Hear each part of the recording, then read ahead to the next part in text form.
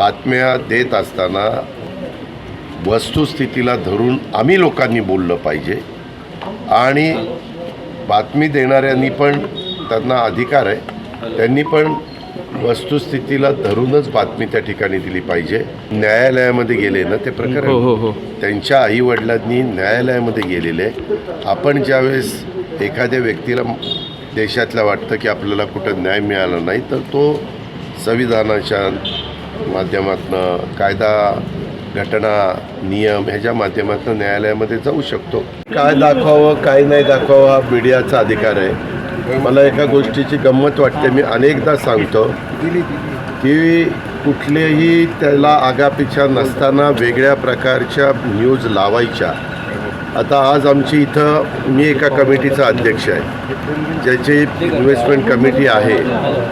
त्याच्यामध्ये मी आहे, खासदार विशाल पाटील आहेत आणि डॉक्टर इंद्रजित मोहिते आहेत. अशी आमची तिघांची कमिटी आहे. बाकीचे कडू पाटील आणि शिवाजीराव देशमुख त्याचे मेंबर आहेत. त्याच्यामध्ये साधारण आम्ही जी काही गुंतवणूक करत असतो, इथं जे रकमा आहेत त्याच्याबद्दलची चर्चा होती. ती मिटिंग झाली आणि ती मिटिंग झाल्यानंतर आम्ही अनेक जण VSIचे नियामक मंडळामध्ये सदस्य आहोत. तर आज एक महत्त्वाचा विषय होता, तो म्हणजे तुम्हाला सगळ्यांना माहिती आहे की जगामध्ये AIला अनन्यसाधारण महत्त्व प्राप्त झालेलं आहे आणि त्याच्या संदर्भामध्ये आता आर्टिफिशियल इंटेलिजन्सच्या संदर्भात ज्याला कृत्रिम बुद्धिमत्ता आपण म्हणतो, त्याबद्दल एक कमिटी होती. त्या कमिटीचे जयंत पाटील साहेब आहेत त्या कमिटीत, इतर पण आहेत. तर त्यांनी काही मिटिंग घेतलेल्या होत्या मधल्या काळात. तुम्हाला सगळ्यांना माहिती आहे की राज्यालाही माहिती आहे की अर्थसंकल्पामध्ये मी त्या संदर्भामध्ये बजेट पेश करत असताना AIचा वापर आता कृषीचं उत्पादन वाढवण्याच्या करता आपल्याला करावंच लागणार आहे आणि म्हणून 500 कोटी रुपयाची तरतूद आपण त्याच्यामध्ये केलेली आहे. तर त्यांचं काय म्हणणं होतं ते जाणून घेण्याच्याकरता प्रत्येकाच्या काही सूचना असतात. ज्यावेळेस एखादी कमिटी अभ्यास करते त्यावेळेस त्यांच्या काही सूचना असतात आणि त्या माहिती देण्याचा प्रयत्न म्हणजे ते करत होते. कारण 10ला मिटिंग होती, मध्ये थोडे 15-20 मिनटं होती. तरी त्याच्यातनं एक वेगळ्या बातम्या पसरवण्याच्या मला काहींनी बाहेर फोन आले की दादा अशा काही बातम्या येत आहेत, वस्तुस्थिती काय. म्हटलं काही नाही, नेहमीप्रमाणे आम्ही VSIचे घटक असल्यामुळं जनरल बॉडीला इथं मी येत असतो, नियामक मंडळाला मी तिथं येत असतो. काही कमिटीला मला येता येतं, काही कमिटीला काम असेल. आता अधिवेशन असतं आज तर मी येऊ शकलो नसतो, परंतु आता मी इथलं तुमचं काम उरकून मी बारामतीला निघालं. उद्या मी नांदेडला चाललो आहे. काय म्हणतायत? अहो, मी त्याबद्दल काल माझी तुम्ही मुलाखत बघितली का? परत का तेच मुद्दे काढता? त्याबद्दल मी माझं स्पष्ट मत एका मुलाखतीमध्ये काल मला वाटतं ABP न्यासानी माझी मुलाखत घेतलेली होती, त्याच्यामध्ये सांगितलेलं आहे. छत्रपती शिवाजी महाराजांनी 18 पगड जाती 12 बलुतेदारांना घेऊन हिंदवी स्वराज्याची स्थापना केली.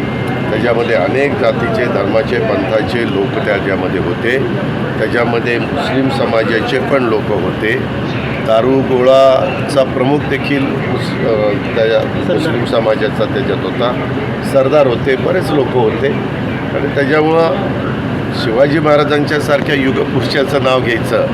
शिवाजी महाराज असतील, राजर्षी शाहू महाराज असतील, महात्मा ज्योतिराव फुले असतील, सावित्रीबाई फुले असतील किंवा डॉक्टर बाबासाहेब आंबेडकर असतील, आमचे अण्णाभाऊ साठे असतील, पुण्यश्लोक अहिल्यादेवी होळकर असतील, राजमाता जिजाऊ असतील, ह्या सगळ्या मान्यवरांनी नेहमीच सर्वांना न्याय देण्याचा प्रयत्न केला आणि त्यांच्या स्वतःच्या कारकिर्दीमध्ये देखील सगळ्या समाजाला जातीय सलोखा ठेवून पुढं नेण्याचा प्रयत्न केला. त्याच्यामुळं आज आपल्यापुढं वेगळे इतर प्रश्न आहेत. अशा वेळेस नको ते प्रश्न काढून समाजामध्ये तेढ निर्माण करण्याचं काम कुणीच करू नये आणि कायदा सुव्यवस्था पण सांभाळण्याचं काम सर्वांचंच आहे. सरकारचे मंत्री पण करतात. सरकारचे मंत्री बरोबर काल सांगितलं ना की आम्ही सगळ्यांनी माझ्यासहित सगळ्यांनी केलं पाहिजे. दादा माझ्या मंत्र्यांनी केलं तर मी माझ्या मंत्र्यांना सांगेन इतर मंत्र्यांनी केलं तर आम्ही देवेंद्रजींच्या किंवा एकनाथरावजींच्या कानावर काढू. दादा बीड प्रकरणावरनं लक्ष हटवण्यासाठी अशा प्रकारची विधानं केली जात आहेत असे विरोधक म्हणतात, त्यावर तुम्हाला काय म्हणायचं आहे? याच्यावर त्याला काही अर्थ नाही. बीडच्याबद्दल SIT नेमलेली आहे, बीडच्याबद्दल CID नेमलेली आहे, बीडच्याबद्दल न्यायालयीन चौकशी त्या ठिकाणी आपण करतो. अशा सगळ्या चौकशा चाललेल्या आहेत आणि त्या संदर्भामध्ये पुढची जे काही कार्यवाही आहे ती त्या ठिकाणी सुरू झाली.